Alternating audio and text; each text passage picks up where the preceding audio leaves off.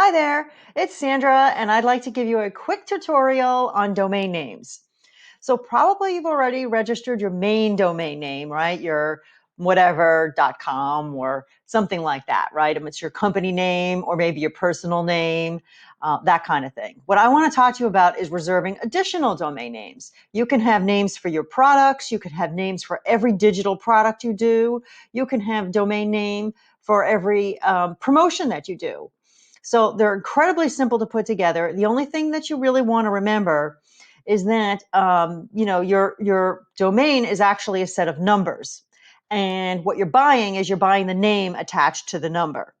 So you can't move that stuff around too easily. You can point them, you can forward them, but you can't really move them around. So if you have a host place that you're super comfortable with, even if it's slightly more expensive, you probably want to stick there. If not, one of your best places is called Namecheap.com. And I've got all the links on my resource page, which I'll include along with this video. And you can go there and reserve it. That is the least expensive. And then you can point the name servers to where you need to. They have videos. It's not as complicated as it sounds, but it is like, the next step. So follow through and you can see, I just opened up a little bit to the page. You can don't need .com. You can have .inc. You can have .club.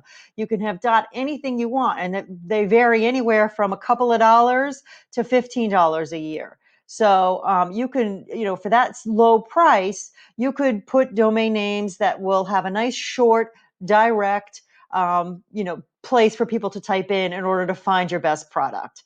So that's probably your best tip of the day.